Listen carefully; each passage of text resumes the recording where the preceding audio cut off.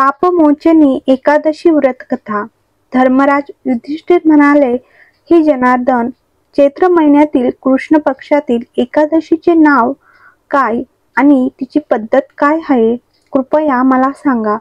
श्री भगवान म्हणाले, हे राजा, चैत्र महिन्यातील कृष्ण पक्षातील एकादशीचे नाव पापमोचनी एकादशी आहे। ह्या व्रताच्या प्रभावाने माणसाची सर्व पापे नष्ट होतात। सर्व व्रतामध्ये ही सर्वोत्तम व्रत आहे।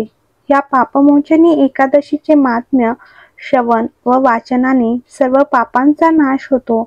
एकदा देवर्षी नारदजी जगतपिता ब्रह्माजींना म्हणाले, महाराज, तुम्ही मला चैत्र महिन्यातील कृष्ण पक्षातील एकादशी विधान सांगा। ब्रह्माजी म्हणू लागले, हे नारद, चैत्र महिन्यातील कृष्ण पक्षातील एकादशी ही पापमोचनी एकादशी म्हणून साजरी केली जाते। या दिवशी भगवान विष्णूची पूजा केली जाते। त्यांच्या कथेनुसार प्राचीन काळी चित्ररथ नावाचे सुंदर वन होते। देवराज इंद्र ह्या जंगलात गंधर्व मुली आणि देवांसह मुक्तपणे फिरत असत।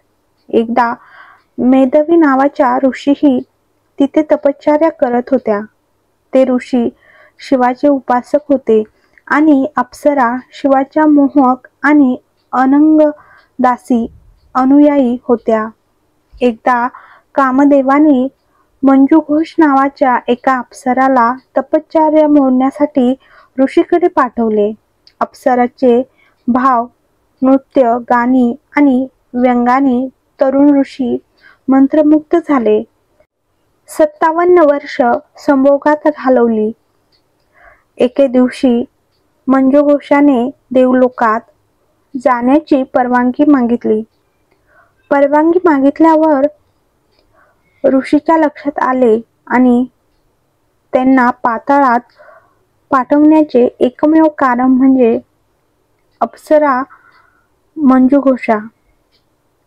संतप्त होऊन त्याने मंजुघोषाला पिशाच बनवण्याचा शाप दिला। शाप ऐकून मंजुघोषाने थरथर कापत ऋषींना यातून मुक्त होण्याचा मार्ग विचारला।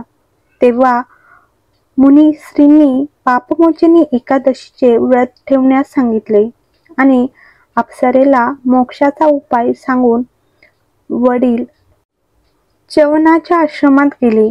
आपल्या मुलाचा शाप ऐकून ऋषी च्यवन यांनी आपल्या मुलाला कठोरपणे दोषी ठरवले आणि त्याच्या पापांची क्षमा करण्यासाठी त्याला चैत्र कृष्ण एकादशीचे व्रत करण्याची आज्ञा दिली।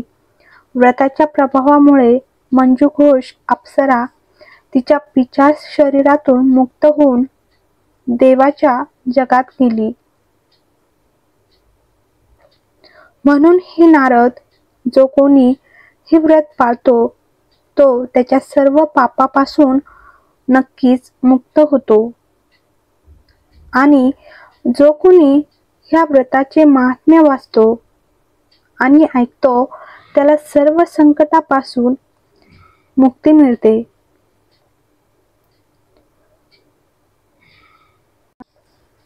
तुम्हाला हा व्हिडिओ आवडला असल्यास लाईक करा, कमेंट करा आणि चॅनलला सबस्क्राईब करा।